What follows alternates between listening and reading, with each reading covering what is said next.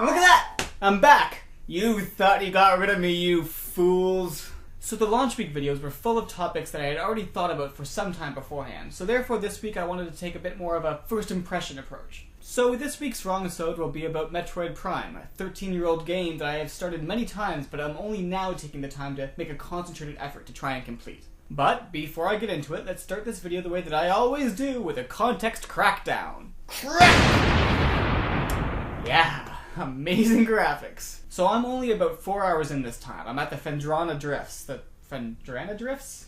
The Pahendra Drifts. That's it. Anyway, this is the furthest that I've made it in the game, and I'm aware that that's not very far. I have never beaten a Metroid game, and I have never even spent significant time with any one of them, excluding Other M. This is mostly coincidental. I have no distaste for the series. In fact, I have a lot of curiosity about it. So I am playing the trilogy version that I have downloaded to my Wii U. I have the sensitivity cranked on the Wiimote, and I have swapped the jump and fire buttons. That's about it. So fade away now.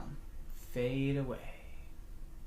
So I should start by saying that I am not a fan of the way that motion controls have been implemented in general. I feel like the Wiimote is pretty primitive technology, even after the Wii Motion Plus fix that Nintendo charged us for some reason. And while the Kinect has more sophisticated technology behind it, I have yet to see a good example of how it has contributed to game design. Now, this doesn't mean that I never like motion controls, or that I think that they are inherently a mismatch for gaming. I just think that they are a mismatch for gaming in their current state. However, I do think that there are a few games that are enhanced by motion controls. Pikmin, Flower, Excitebots, and, wouldn't you know it, Metroid Prime. Now, I will readily admit that I sucked at video games the first few times I tried to beat Metroid Prime, but after adjusting the settings on the trilogy version and taking 10 minutes to play around with the controls in the very first area when you can control Samus, I have to say it felt amazing. The level of speed, control, and general badassery that I was able to harness just felt right in a way that it never did on the GameCube. I can turn and look around quickly while continuing to aim and shoot, I can freeze the camera for better aiming, and ultimately I feel like I just am Samus. This is especially satisfying for me because I play a lot of Smash Brothers, and I have a friend who is so good with Samus that it feels like they have fused into a single entity when he plays as her.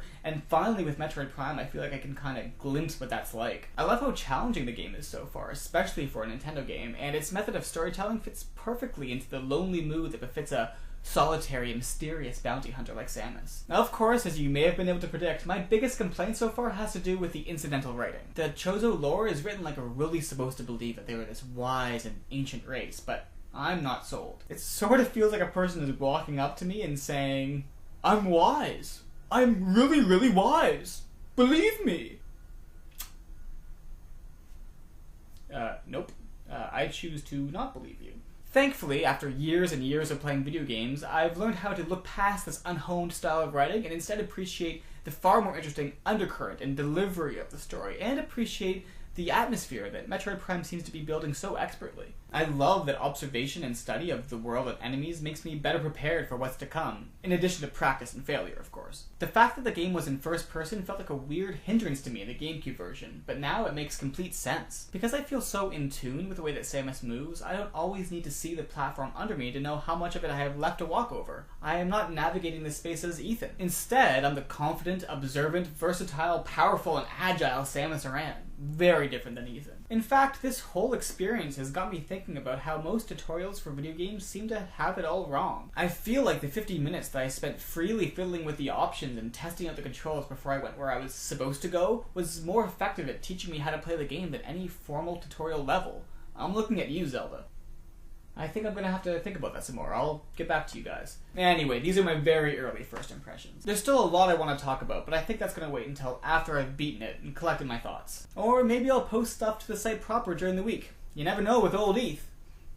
I've taken to calling myself Old Eth. Anyway, that's it for now. Don't forget to tell me what I've missed and what I'm wrong about Metroid Prime. Or anything else for that matter. And disappear! I guess that only works one way.